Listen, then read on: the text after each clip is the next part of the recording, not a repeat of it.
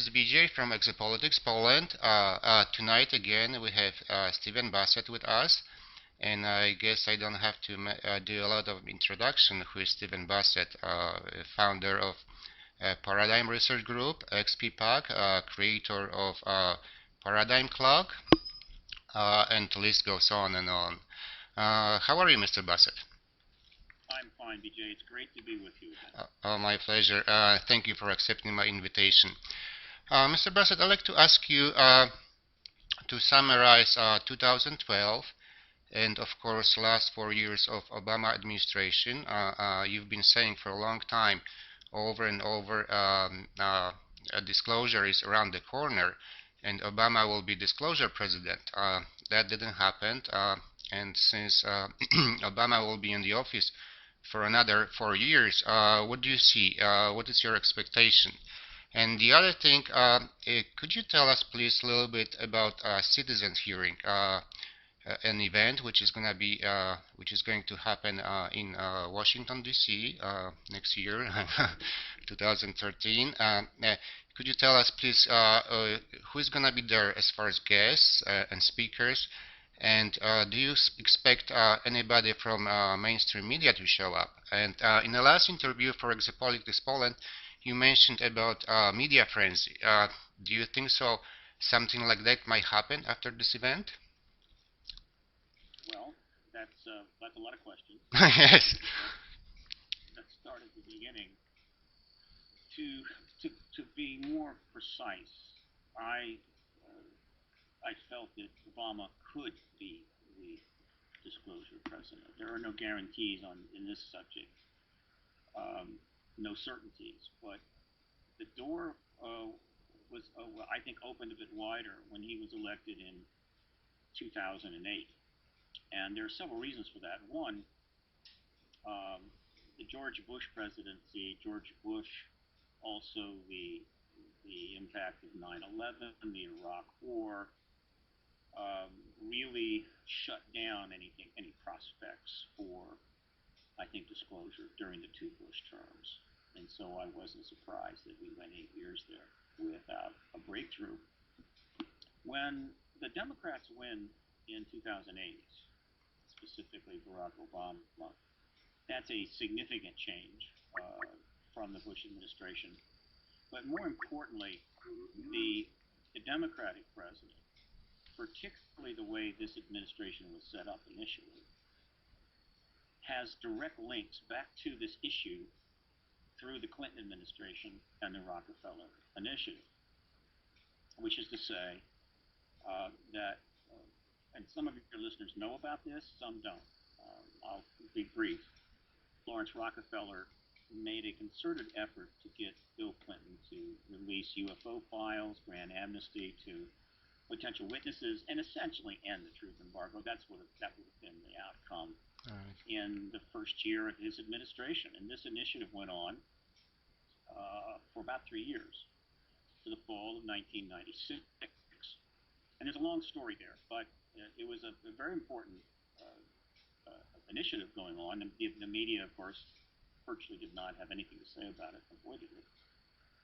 But nevertheless, it took place, and we have the documents and the records of it that have been obtained through FOIA, so this is not a debatable matter. Now, the people that were involved in that initiative knew about it, and even engaged Rockefeller about it, including, of course, President Clinton, his wife, Hillary Clinton, the chief of staff at the time to Bill Clinton, Leon Panetta, key advisor to Clinton at the time, John Podesta, Vice President Al Gore, right? And we also think Bill Richardson, who was a congressman at the time and became Clinton's Secretary of Energy, knew about it as well. Well, 8 years later, or rather 4 years later, no, I take that back. This would be 2008. This would have been about 9 years later. Barack Obama becomes president, and he selects John Podesta to be his transition chairman to help pick the new administration. He eventually selects Hillary Clinton to be his Secretary of State. He selects Leon Panetta to be his CIA director and now Secretary of Defense. Bill Clinton, of course, is still a major player in the Democratic Party and consults with Obama. Albert Gore, not so much contact with the administration, but still around. Bill Richardson went on to run for president, and Obama attempted to appoint him Secretary of Commerce. So all of those players from the time of the Rockefeller Initiative were well in play and on the stage and engaging the administration when Obama was elected. So that is a significant connection that bridges back over the Bush administration to the Rockefeller Initiative. And the door opened. Unfortunately, a couple of weeks before the election, as most people recall, the collapse of Wall Street began with the bankruptcy of Lehman Brothers, followed by, of course, one crisis after another, resulting in the loss of trillions of dollars in the United States in value and net worth and so forth, and creating the worst financial crisis since the Depression. Right. That, coupled with the ongoing wars, pretty much tied the Obama administration up in knots and prevented the disclosure issue from having any much chance of any headway, along with a whole lot of other issues that didn't get dealt with. However, Obama has won a second term, and the situation is not the same as the first time. The economy is making some progress. The, how would you say, endless crises seem a little more manageable. One war is almost run down. The other one is in its latter stages. It's a different arena, but the connection between Obama and the Rockefeller Initiative remains, because Hillary Clinton is still, even as of now, though probably not for much longer, the Secretary of State. Panetta is still the Secretary of Defense, though maybe not much longer. John Podesta is still a very key member of the Democratic Party, and of course is the chairman of the Center for American Progress. Mm-hmm. Bill Clinton is still a major player, as always, and advisor to the president. Just happens to play golf with him the other day. So, as far as I'm concerned, the door is still open for something to develop during this presidency, more so than had Romney won, and I'm optimistic. So that's my sense of the Obama administration. 2012, the most important thing that happened was, in fact, the election of Barack Obama, in terms of disclosure, without question. The most impacting event of this year. However, other things happened, not the least of which new witnesses came forward, such as former CIA senior operative Chase Brandon, Air Force Colonel Richard French, more releases of documents by the United Kingdom. Australia made a proactive release for the first time. And of course, many more sightings. We had some movie stars like Fran Drescher and rock stars like Sammy Hagar go public that they are in fact in contactees that have been dealing and encountering ETs since they were kids. Nothing unusual about that, except these are relatively successful entertainment people. Expect more of that to happen. So it's been a strong year, but we still didn't get disclosure. All right. Now, PRG's job, that's Paradigm Research Group, paradigmresearchgroup.org, its job is to get disclosure. I mean, it's part of the advocacy truth movement to end the truth embargo, and until that embargo is ended, Paradigm Research Group has not done its job. And as it happens, the most important project yet in the 16 years since PRG was founded is going to take place next year. And next year looks really good. Again, I'm not guaranteeing anything. I'm not, quote, predicting anything, certainly not in a hard fashion. But next year looks very favorable for this truth embargo to end. If we can get enough momentum going so that even if a war breaks out, say, in Iran or elsewhere in the Middle East, or another major terrorist attack, the disclosure process will not be derailed. And the event that I'm referring to is the citizen hearing on disclosure, which is funded. It is already funded, and it will be held on April 29 to May 3. And the production of this event is well underway now. What is going to happen is Paradigm Research Group is going to bring to Washington, D.C. from around the world at least 40 witnesses, individuals to testify to the history of the ET issue, events and evidence, confirming the ET presence, etc. And all of these witnesses will either be well-known top researchers or members of the military, political, or agency corps who had experiences or encountered this issue or dealt with this issue while serving in those capacities. We refer to them as government agency witnesses, 40 of them. Mm-hmm. And they are going to testify in a citizen hearing for 5 days, 30 hours of testimony and Q&A. And the reason we call it a citizen hearing is because we are going to set up the ballroom of the National Press Club to look very much like a Senate hearing room. And these individuals will testify in hearing just as if they were in fact testifying at a Senate hearing, congressional hearing. Mm-hmm.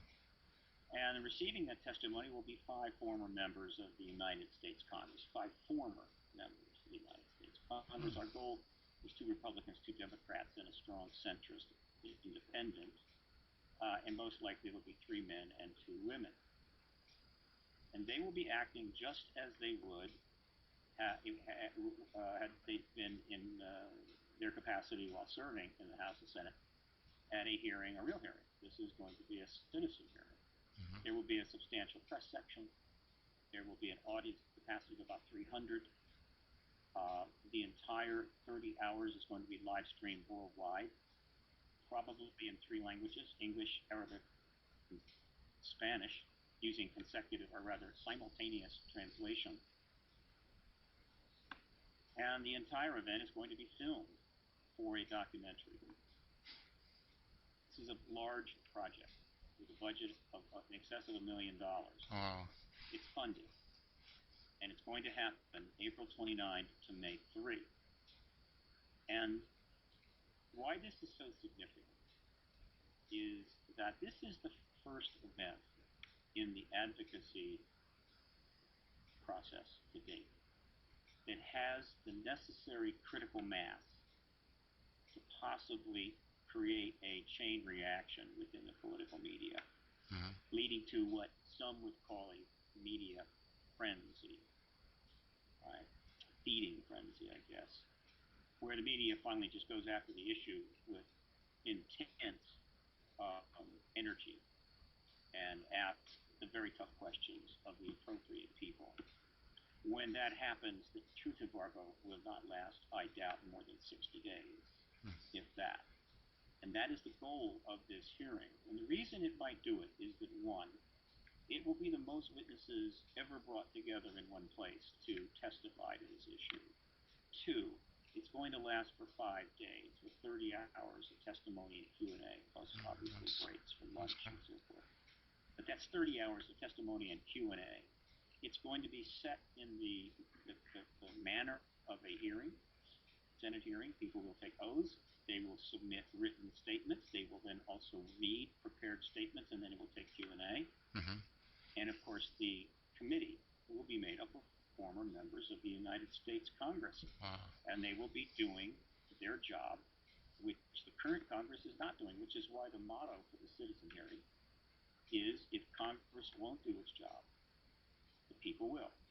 And so, given that the Congress of the United States has not held a hearing on the ET issue since 1968, 44 years, during which time there have been millions of sightings, hundreds of thousands of documents have been released by a dozen or more countries, books have been written, contactees have come forward to the tune of, we think now, over 1 million written reports sent to researchers, meaning this is what happened to me, since the last hearing. Well, the Congress won't hold a hearing on this issue, so the people will. The citizen hearing on disclosure. And unlike some of the press conferences that have been held, which have been important and impactful, which lasted 2 hours on a single day and involved some witnesses giving important testimony. This is going to be 40 witnesses, Mm-hmm. 30 hours, 5 days, and many of the witnesses are going to be researchers, which was not the case by and large with the earlier press conferences, meaning they're going to be testifying to their life work and what they know about this subject, in addition to what we'll call government agency witnesses. Thus, there's going to be a huge amount of information that will be conveyed over those 5 days, covering a broad range of this subject. An irrefutable, I think, massive evidence that will establish in the mind of any reasonable reporter editor that this is the biggest story in history. The government is not telling the truth, and there is an extraterrestrial presence. And once the media gets that bit between their teeth, that's it. It's over. Um, uh, there are some analogies in the past where the media have gotten into this frame of mind. The Clinton scandal is certainly one of them. The Iran-Contra scandal, the Watergate scandal. Mm-hmm. This is not a scandal, but it is a major story. So this is what is planned for April. The website where the announcement is up is citizenhearing.org. That's singular, citizenhearing.org, or .com, .net, .info, whatever. Mm-hmm. The full website, though, is going to go up around January the 16th, which will have a huge amount, great deal of information, including the initial list of witnesses committed to testify, and probably a couple of the congressional committee people, though I don't think the full committee or the full witness list will be completed until mid-March, perhaps late March. And this event, in my opinion, BJ, has the potential to finally end this truth embargo once and for all. And if that doesn't do it, there will be a documentary made about it, high quality theatrical length documentary that will be produced and hopefully ready for distribution in the fall of 2013. Mm-hmm. So it'll be like a 1-2 punch. That's great. And that's what's planned for next year. That's great. I've read one of your bulletins, newsletters. You had some problems with your website. Somebody hacked this, or can you tell us something about that? Was like really serious, done professionally, or? It was a serious hack, and I'm pretty convinced it was a targeted hack. And here's why. Essentially, in early December, December the 10th, thereabouts, someone, an organization was able to breach the login on my server to my site, Mm-hmm. and plant malware on there, an iframe malware that targeted some sort of a website in Russia. Mm-hmm. They had access. They were in the door and were probably planning to do something. At the very same time, the chief tech advisor for Paradigm Research Group, who has done a lot of work with me over the last 16 years, his site was hacked by the same people who got through the login and put the same virus on his machine. Mm-hmm. My server had never been, or my sites had never been hacked at the server level in the entire time they've been up 16 years. This is the first time. None of the other 600 sites on my server, other accounts, were touched. In the case of my tech advisor, it was the first time that anyone had breached his login. And none of the other sites or the other accounts on his server where he resides were touched. In his case, though, in my case, the Chrome browser malware detector put up a flag for those trying to get to the site, saying that this site is containing a virus. Don't go there. Which tipped off one of my supporters. They got to me. I got to the server webmaster, and we pulled that iframe malware out of there and changed the login. I was clean. Unfortunately, my tech advisor did not get to his site in time, and all of his sites were erased. Now, we had to pull back. he rebuilt them all in a day, so it wasn't a huge loss or anything. But you consider what took place there. This was clearly a targeted hack designed to interfere with the activity of the Paradigm Research Group. The odds of it something else are pretty low. So I announced that to the public when it first happened, and I just published on a PRG update today the rest of the details as I just given to you. And we're doing that not to pick a fight. We're not. It's mostly a matter to inform the public. Okay, this is happening. Pay attention. If anything else happens along those lines, we'll publicize that. We'll never know who hacked the site. We'll never know if it was connected to the citizen hearing, though it's notable that these hacks took place a few weeks after the citizen hearing was announced. I believe that they were a targeted message, kind of a statement. Look, we didn't do a lot of damage, but we can get in anytime we want. So careful how you handle this. In other words, the citizen hearing, right? There's a lot of ways to go with it, and I think they're saying, well, be thoughtful, be careful, don't overplay your hand, don't try. I guess ending the truth embargo was an advocacy move. It can be more or less confrontational. There's a lot of ways to go about it, and I think some ways are kind of destructive, some ways are less destructive. I think that's the message here. But if they're just really trying to impede the process, then there'll be more things like this happening. But the sites are back to normal, everything is fine, and obviously we're going to take additional precautions.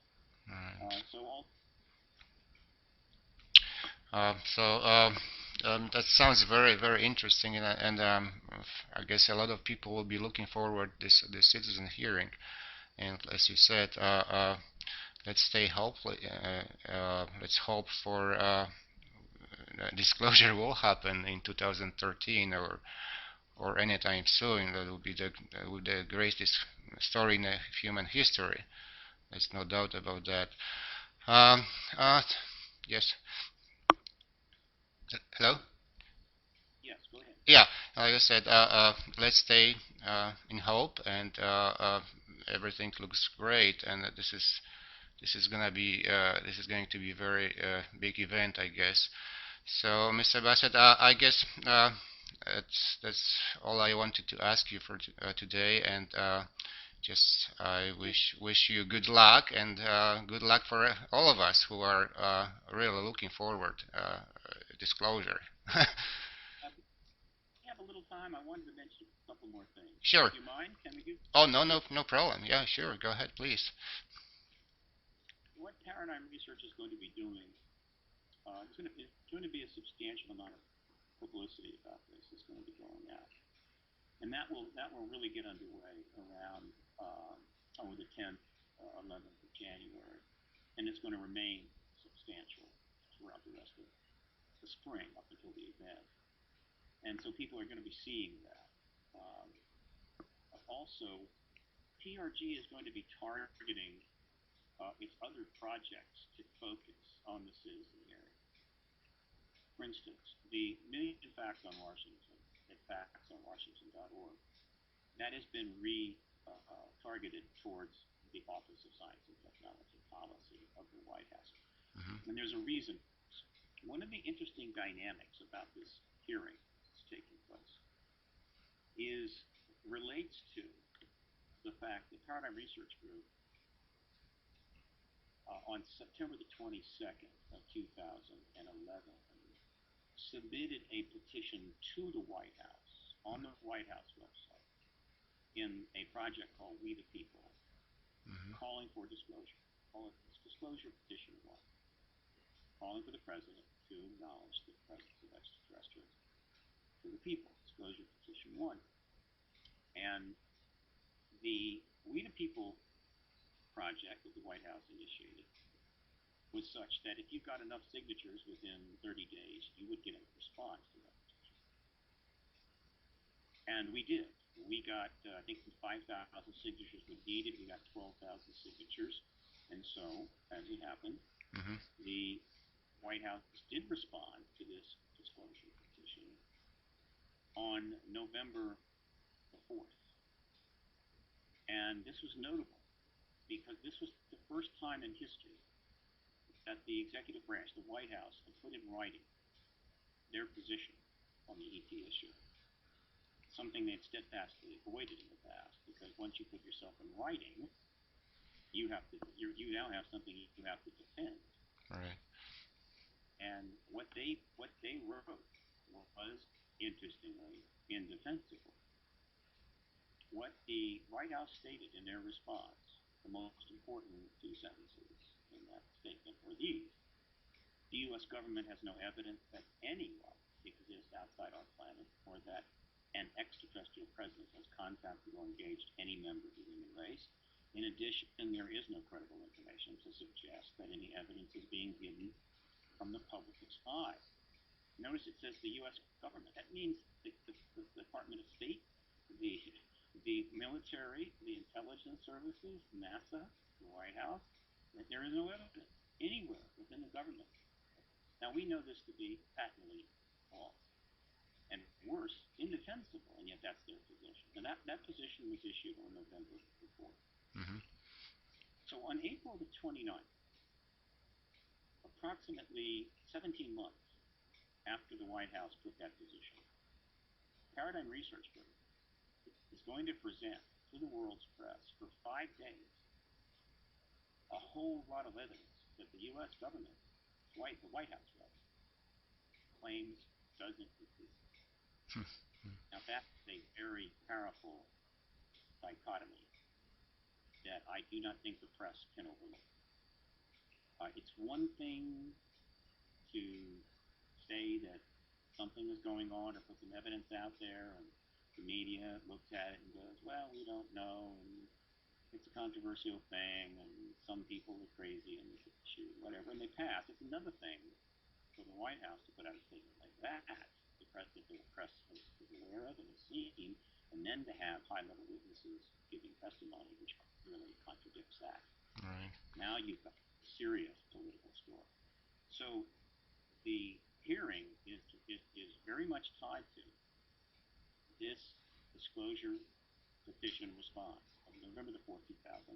Now, since then, Paradigm Research Group has submitted 4 more disclosure petitions. Right. And they were all designed to focus on the, quote, evidence that the White House doesn't exist. Now, none of those got a response, because shortly after the first petition cleared the threshold requiring a response, the White House increased that threshold from 5,000 signatures to 25,000, yeah. Making it so. In addition to the facts on Washington, the facts on Washington is now targeting the OSTP, and we're inviting people to send letters and faxes and emails to the OSTP, requiring and demanding that they send representatives to the citizen hearing to see the evidence they claim doesn't exist. Because, by the way, the Office of Science and Technology Policy was the office of the White House that issued that response that I referred to. Mm-hmm. In addition,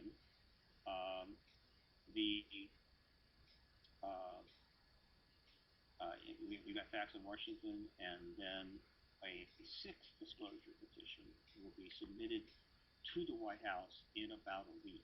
This will be the 6th one, and the 6th disclosure petition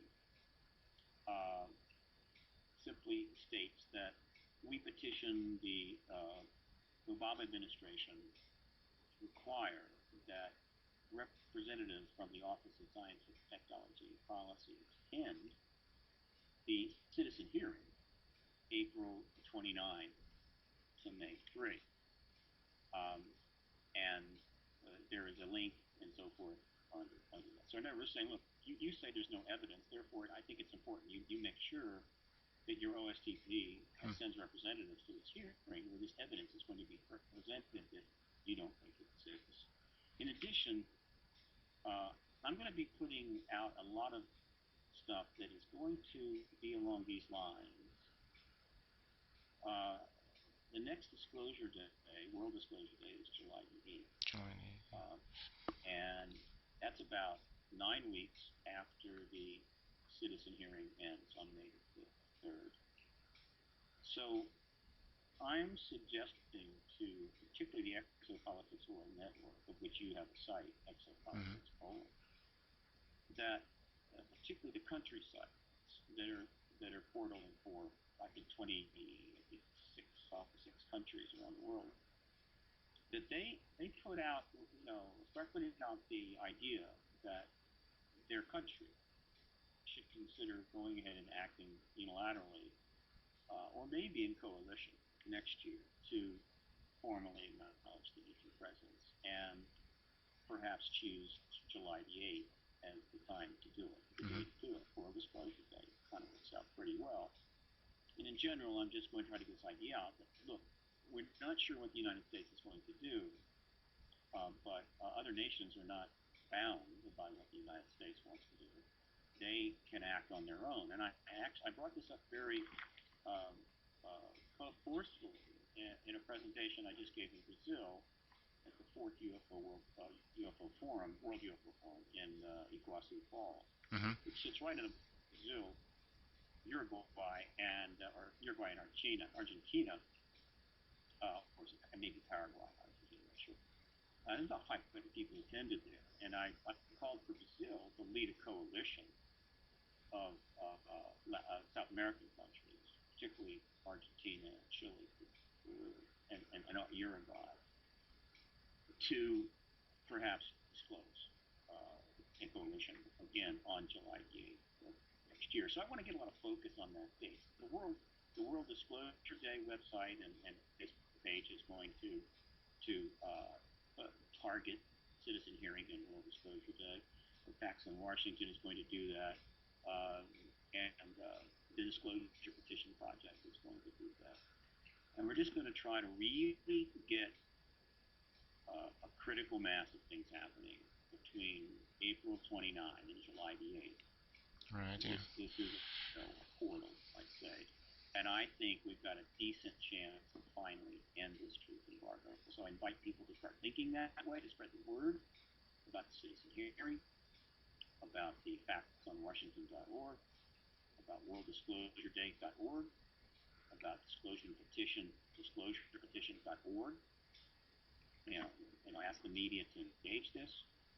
And lastly, anyone who has a relationship with a former member of the U.S. Congress, if they might candidate to be part of the citizen hearing and be on the member panel, the committee panel, get in touch with Paradigm Research Group at prg@paradigmresearchgroup.org. The criteria for a former member is not what they think about the ET issue. I don't care what they think about the ET issue. It doesn't matter. There are just two key criteria. Aside from the two Democrats, two Republicans, generally an open mind, not a closed mind, an open mind, and the kind of committee assignments they had when they served in the House and the Senate. We're looking for former members that serve on committees like Air and Space, or like Space Technology, Armed Services, National Defense Intelligence, things like that. This would be best, right? Because these are issues that tie into those areas. And so we would welcome any recommendations. We have not selected the panel yet. It's a process that's ongoing, and there are people out there who have these relationships, and we could make some contacts for us, and because we want to get that panel hopefully in place, committed. Hopefully, I'd like to have it. So that's what's up, BJ. I really appreciate the chance to update your readers and your listeners, and I look forward to seeing eXOPOLITICS Poland continue to expand. Thank you. And we welcome anybody who goes to exopoliticsworld.net can quickly see which countries have portal sites. Now, if you are a webmaster living in a country that does not have an EWN portal site, and you'd like to set one up and be the EWN, eXOPOLITICS World Network site for that country, get in touch with Paradigm Research Group. We'll send you the info. Right. Yes, thank you. You've mentioned a couple of times science and technology, because besides disclosure, we really need these hidden technologies, because which are hidden from us, and I think citizen hearing will contribute to someday we'll get it out. So Disclosure must happen is that we absolutely need all of the technological innovation right, available to address the problems that the 7 point some billion people on this planet, 200 nations, are facing in the century, and they are very significant problems. And we know that in the national security world, in the black ops world, right, they have extraordinary technologies that are not available to us, and we are quite confident that some of these technologies are derived from extraterrestrial sources. oh yes, of course. And so, without the truth embargo ending, we're not going to be able to access the technologies, and we need them, and we need them badly. And so that is one of the top reasons why this truth embargo has got to end, so we can have access to perhaps extraordinary new propulsion and energy technology to deal with the problems of the 21st century. Right, right. Okay, Mr. Bassett. Thank you very much for accepting my invitation, and I wish you good luck in Washington next year, and I like to wish luck to everybody who is really interested in this subject. And we all are waiting for that, glorious day someday. So UT presence will be confirmed officially. So that's waiting for major things and major transitions to happen. And so this is just one more that will transform the world and transform the lives of people around the world. And I do hope the next time I come to Europe, I've been there twice, but I did not get a chance to speak in Poland. But I hope the next time I come, for speaking tour, I'll definitely. That will be great. That will be great. Thank you. Thank you, Mr. Bassett, and I'll have you on this show sometime in the future. Probably after a citizen hearing, maybe you can summarize also that how it went and when it's going after where everything is going after this big event. Let's in a couple of months on the way to the citizen hearing, BJ. I think that your listeners will want to know. Right. Yeah. Of course. Yeah. Just a couple of months. Okay. Thank you, Mr. Bassett, and like I said, good luck, and I'll talk to you later. Thank you. Thanks. Bye.